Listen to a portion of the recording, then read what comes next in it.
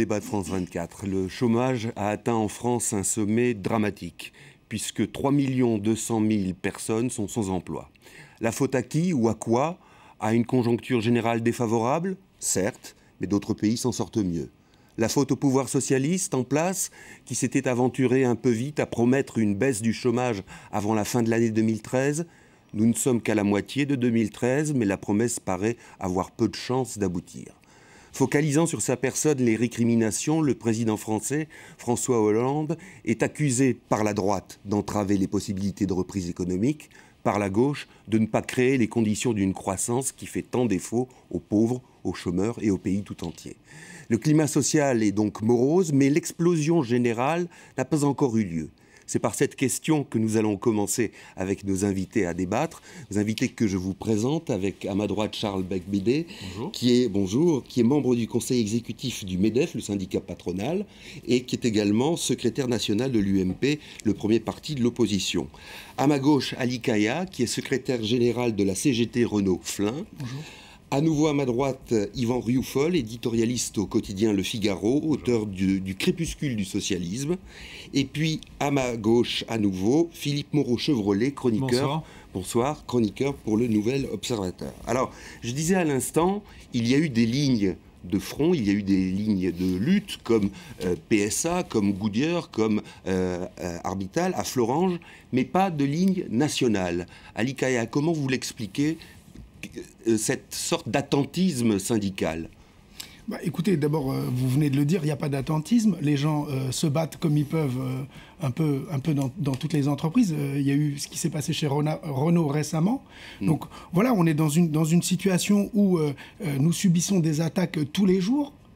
Sous prétexte de crise, etc.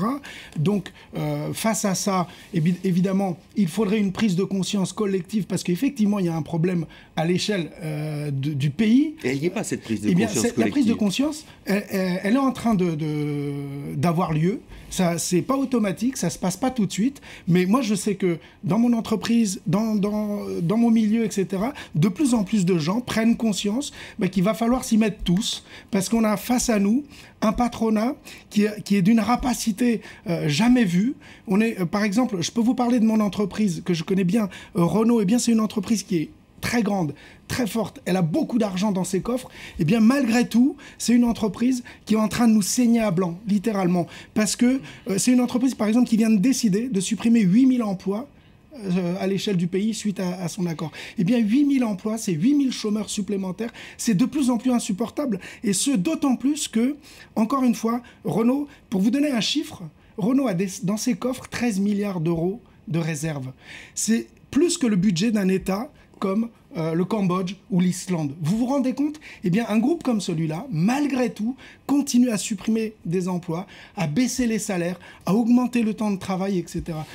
Yvan Rioufol, le gouvernement socialiste ne parvient pas à museler le patronat? Vous parlez effectivement en termes de lutte de classe, et c'est vrai qu'en termes de lutte de classe, il y a une analyse qui peut être faite, et c'est vrai que cette lutte de classe est à nouveau prégnante si on veut bien comprendre les rapports sociaux. Mais ce qui frappe malgré tout, c'est que tout est en place normalement pour qu'il y ait une flambée sociale, naturellement, avec une paupérisation des salariés, le chômage qui monte, le pouvoir d'achat qui baisse, les promesses qui ne sont pas tenues, les promesses socialistes qui ne sont pas tenues, une désillusion. Et vous semblez regretter qu'elles ne soient pas tenues. J'analyse une désillusion considérable de la part des salariés, et Dieu sait si on peut bien les comprendre. Or, il ne se passe rien. La dynamique n'est pas dans la contestation sociale. La dynamique, elle est dans la contestation sociétale. On y reviendra peut-être tout à l'heure au cours du débat. Et donc, il faut analyser pourquoi cette contestation sociale, qui naturellement devrait prendre, ne prend pas. Encore aujourd'hui, nous avons vu des défilés plutôt clairsemés de part et d'autre. Et il y a une sorte de désillusion collective qu'il faut analyser. Et il me semble que les salariés ont pris conscience du fait qu'ils se sont laissés abuser passivement par ce socialisme à l'agonie. C'est un peu effectivement la thèse que je défends, et dont on comprend aujourd'hui qu'il n'est plus la solution face à un nouveau monde, le monde ancien commençant à disparaître, disparaissant, finissant de disparaître. Et on en voit encore quelques éléments avec ces petits drapeaux de la CGT ou de la CFDT que l'on agite, mais on voit bien que ça ne représente plus que la société nouvelle, le monde nouveau. Et je pense que les salariés ont compris ça, même s'ils sont même s'ils ont une vue très conflictuelle naturellement vis-à-vis de leur patron, mais qu'ils cherchent qu'ils sont prêts à chercher ailleurs et à comprendre ailleurs quelles sont les autres solutions qui pourraient leur redonner du boulot. Parce qu'ils veulent, c'est trouver du boulot. Ils en ont soupé des promesses et ils voient bien que les promesses ne servent à rien.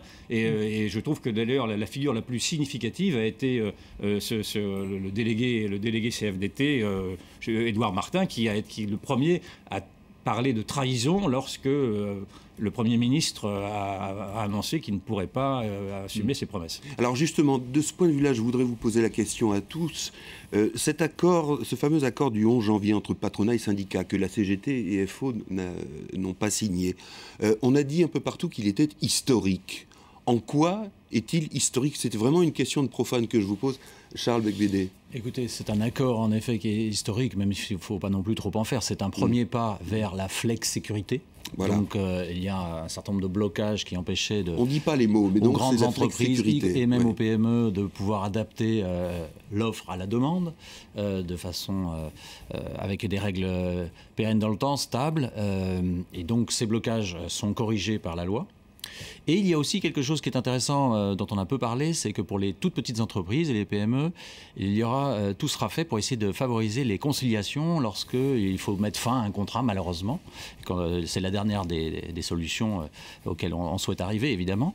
Eh bien, on va tout faire pour éviter d'aller au prud'homme et d'aller en conciliation. Et il y aura, après que la loi sera adoptée, je l'espère, il est prévu que soit publié un décret qui précisera une sorte de barème des indemnités de dommages et intérêts, fonction de l'ancienneté, qui pourrait servir de référence aux accords employeur-employé dans le cadre des conciliations. Qu'est-ce qui vous gênait, Ali Kaya, dans cet accord que vous n'avez pas signé? Mais écoutez, en réalité, cet accord, derrière les mots qu'on entend, la réalité de cet accord, c'est faciliter les licenciements. Faciliter les licenciements dans la situation actuelle, concrètement, ça veut dire condamner des gens à la misère. Parce que, vous savez, depuis des années, on entend toujours la même chose, qu'il faut faire des efforts, qu'il faut aider l'entreprise à faire plus de profit, etc. Et que ça va garantir l'avenir. Ils nous ont servi la même soupe pour le chômage, etc., pour la retraite, etc. Donc c'est toujours le même discours. Il faut laisser les mains libres aux patrons pour que l'avenir soit meilleur pour l'emploi, etc. Eh bien, c'est des mensonges. Parce que laisser les mains libres au patronat, parce qu'avec cet accord, ils vont pouvoir licencier plus facilement, eh bien, ils ne réembauchent pas. La situation aujourd'hui, c'est que le patronat engrange des profits, on lui en donne, les gouvernements l'aident, etc., etc. Eh bien, tout ce profit, il ne sert jamais à l'emploi, jamais à la société. Et c'est exactement... Mais vous répondrez, laissez-le terminer. Par exemple, on nous parle de crise. Le CAC 40 a fait un bond de 4,5% l'année dernière. C'est-à-dire que les entreprises ont fait plein de fric. Est-ce que ça a réglé quelque chose dans le chômage? Est-ce que les salariés... Depuis 1950 dans l'industrie, essayons de vous accorder 21% de taux de marge. Alors vous parlez toujours de 15, 20 ou peut-être 40 entreprises, mais il y a 2 500 000 entreprises en France, et je peux vous dire que leurs marges sont extrêmement faibles, voire négatives.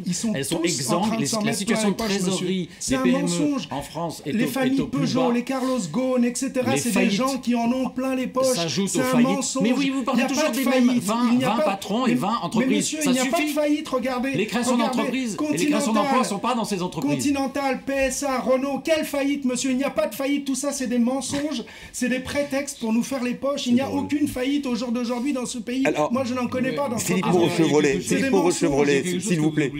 Tous les deux, et qu'oublie également le gouvernement socialiste, c'est que dans cet accord, et ce en quoi c'est un accord historique pour la gauche, parce que c'est rare que la gauche conclue un accord de ce type, c'est qu'il y a un problème de précarité dans l'emploi. C'est-à-dire pour les gens qui y ont un travail, ça va permettre des réaménagements du temps de travail, ça va permettre des relocalisations des salariés.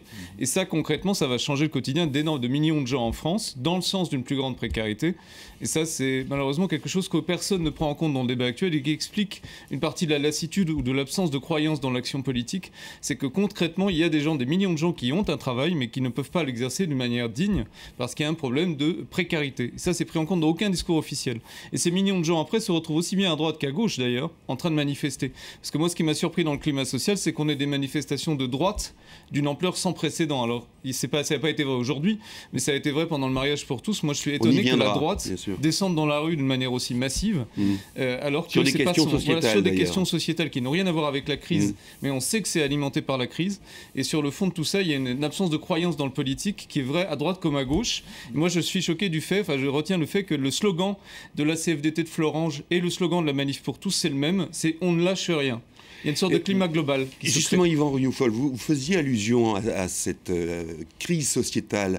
En quoi, selon vous, est-elle alimentée par la crise sociale? Quel lien, effectivement, peut-on faire entre les manifestations de droite auxquelles on a assisté concernant le mariage homosexuel et une forme de mobilisation sociale, même si elle est encore faible? Je crois qu'elle la dépasse, parce que cette mobilisation sociétale, c'est la mobilisation de la société civile, c'est la mobilisation de la société qui se fédère sur l'Internet. Or, la crise sociale, elle n'est représentée que par des corps intermédiaires, par les syndicats en l'occurrence, par la CFDT, par la CGT, qui ne représentent que 8% des salariés. Oui, mais aussi par la misère réelle de certains. Ah non, mais incontestablement. Mais simplement, ces corps intermédiaires ne sont plus représentatifs. Et la grande crise de la société, la grande crise de la politique en France aujourd'hui, c'est précisément une crise de la démocratie représentative. C'est-à-dire de la représentation en général. De la crise de la Hollande, c'est qu'il ne représente pas finalement le pays ou le chef ou l'autorité qui disposait de la représentation. représenter. Et vous voyez émerger aujourd'hui une nouvelle démocratie d'opinion et qui a ses droits naturellement à se faire entendre. Elle se fait d'autant plus entendre aujourd'hui que tous les moyens techniques sont mis à sa disposition en parlant de l'Internet, des blogs, des tweets, de tout ce qui a fait notamment les grandes révolutions arabes, par exemple. Et donc il y a une force considérable qui émerge au sein de cette société civile qui a été la société des oubliés, de la France silencieuse, si vous voulez aller vite. Et c'est cette France-là qui oblige aujourd'hui et les syndicats, et les politiques, et tous les corps intermédiaires à se remettre très profondément en question afin d'écouter ce que dit la France. Et ce que dit la France, mais ce n'est pas la France qui est la plus socialement touchée, a priori, par la crise. Si, parce qu'il y a un élément fondamental. Je parle des manifestations. Oui, donc, mais oui. Les deux se joignent. D'abord, naturellement, ce sont deux manifestations qui sont d'ordre différent. Une manifestation sociale qui réclame des droits, une manifestation sociétale qui réclame des devoirs, qui ne réclame pas de droits. Donc il y a quand même une différence fondamentale. Mais vous verrez, malgré tout, qu'il y a une sorte de retournement de situation où on se rend compte que la gauche aujourd'hui n'est plus porteur de l'indignation populaire, n'est plus porteur de l'indignation de la jeunesse elle-même. C'est plus la seule porteuse de l'indignation populaire. C'est plus la seule porteuse. Le lien entre les deux, pour répondre à votre question, ça peut être le fait qu'il y a une demande de protection en général qui n'est pas adressée. C'est-à-dire que les gens demandaient simplement à ce qu'on les protège d'une évolution sociétale qu'ils ne comprenaient pas, celle du mariage pour tous.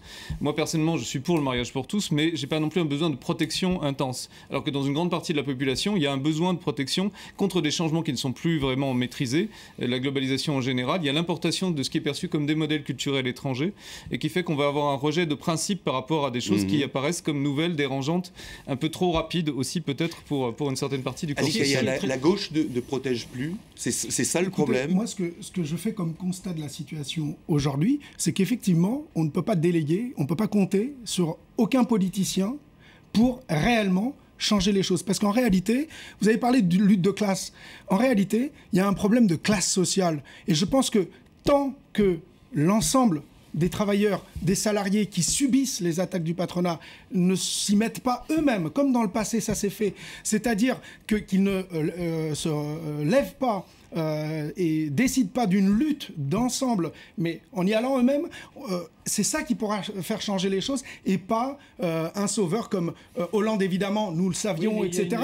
Ou d'autres qui vont apparaître peut-être demain, nous promettre monts et merveilles. Laissez-moi finir, monsieur. Les discours ne sont plus crédibles, et vos discours ne sont plus crédibles non plus, parce que vous prêchez dans le désert, vous avez un discours idéologique. C'est qu'on voit apparaître des leaders qui sont des leaders en dehors de la sphère politique traditionnelle. On voit apparaître des leaders en dehors de la sphère politique traditionnelle, qui sont des leaders qui viennent de la base, comme Édouard Martin, comme Frigide Barjot. Alors base avec des grandes guillemets pour ce qui est de Frigide Barjot, mais qui sont des leaders peut-être temporaires même, et qui arrivent à être aussi audibles, aussi crédibles, voire davantage que les leaders politiques. Bien sûr. Et ça, c'est l'autre grande différence aujourd'hui, c'est que la gauche a également perdu le monopole de la représentation de la jeunesse. C'est-à-dire qu'on pensait que la jeunesse des indignés était celle qui se reconnaissait notamment dans les indignés de Stéphane Hessel. Or, cette jeunesse que l'on voit défiler, ces centaines de milliers de jeunes qui défilent aujourd'hui dans la rue, ne se réclament pas, sont indignés, à juste titre, mais ne se réclament pas du tout ni de la gauche ni de Stéphane Hessel. Ils se réclament, encore une fois, d'une sorte de résistance à ce vieux monde qui s'écroule et dont ils ont à payer d'abord les dettes et dont ils ont à payer également les fautes de jugement. Et donc il y a là un phénomène très intéressant qui est une sorte de contre-révolution à l'envers, si vous voulez, de sorte de refus de l'héritage de 68. C'est pour ça que vous dites réactionnaire, Yvan Rioufol. Je ne dis pas, non, j'ai écrit un livre qui s'appelait De l'urgence d'être réactionnaire, qui était naturellement une pique, c'était une provocation pour dire de l'urgence d'être réactif. J'ai écrit ça en 2011, et c'est très exactement ce qui se décrit aujourd'hui, c'est-à-dire vous avez une sorte d'insurrection civile au sens noble du terme, au sens de ce qui est autorisé par l'article 34 de la Déclaration des droits de l'homme et du citoyen de 93, qui dit que quand qui dit que quand les citoyens n'ont plus accès à la parole publique, ils ont le droit, ils ont le devoir d'insurrection. On a entendu Yvan Rioufol défendre la Constitution des Je voudrais poser une question à Charles Becbédé. Je voudrais vous poser la question, malgré tout, pour en revenir aux finances et à l'austérité budgétaire. Est-ce qu'elle suffit à faire une politique? Même des organismes comme l'OCDE disent que les politiques budgétaires restrictives conduisent à des catastrophes. Écoutez, alors, ça rejoint ce que vous disiez tout à l'heure. Est-ce que vous défendez cette orthodoxie? Nous traversons une crise de confiance extraordinaire dans tous les domaines. Crise identitaire, crise sociétale, crise économique, 5 millions de chômeurs. C'est quand même... Parce qu'il ne faut pas prendre que les catégories A, on est à 17%, en fait, c'est absolument abominable. Et ça, cette crise de confiance, elle est due parce que nos finances, elles ne sont pas en ordre depuis 1974. Uniquement ça fait 40 ans qu'on vit à crédit, qu'on a fait n'importe quoi, et donc maintenant, il faut remettre les choses en ordre. C'est la base. Mais ça me gêne, moi. Attendez, je finis le raisonnement, monsieur. À crédit, mais qui fait ces crédits? C'est pas les gens. Là, on veut faire payer la crise aux salariés, alors que c'est des gens comme vous qui vous en êtes mis plein les poches. Regardez, entre 2008 et aujourd'hui, la dette publique a explosé. Qui en a profité? Les salariés? L'augmentation de salaire, il n'y en a pas eu. Les chômeurs, ils sont en train de crever. Les retraités, non. C'est vous, c'est les patrons et les banques qui sont en train littéralement de faire exploser la dette. Et après, on nous explique qu'il faut la payer et que c'est à nous de la payer. La confiance est indispensable si on veut avoir de la croissance. Parce que, si vous voulez, les entrepreneurs n'investiront pas. Les épargnants continueront à épargner, ne vont pas désépargner, ne vont pas consommer. Il ne peut pas y avoir de croissance sans confiance. Attendez. Donc il faut remettre nos finances en ordre. C'est la base. Ensuite, après, ça ne veut pas dire qu'on ne peut pas avoir des initiatives favorisées par les pouvoirs publics, mais attention, avec grande prudence, pour que des filières industrielles innovantes puissent voir le jour avec le secteur privé. Vers les chefs d'entreprise lors de sa dernière déclaration, il a fait un pas vers les créateurs d'entreprises quand il a en gros dialogué avec les pigeons. D'ailleurs, ça pose des questions aussi aux MEDEF. Les pigeons, explicitez le terme. Alors, les pigeons, c'est un collectif de jeunes entrepreneurs qui ont décidé de partir en guerre contre les nouvelles taxations qu'envisageait de mettre en place Hollande sur la cession d'entreprises innovantes. Une fois que vous avez créé votre entreprise, en général, vous souhaitez au bout d'un moment la vendre à un partenaire beaucoup plus riche. Il était question de taxer de façon très lourde cette cession, ce qui aurait en gros un taux de tué un peu, il faut le dire, d'impôt sur les plus-values normales. Et on revient là-dessus. La question pour le MEDEF des pigeons est intéressante parce qu'on se retrouve avec un président de la République qui dialogue directement avec les pigeons, qui sont un groupe qui est sorti là aussi du MEDEF. Donc, alors on revient là-dessus dans quelques instants. On fait juste une toute petite pause et on y revient dans quelques instants. Ne partez pas.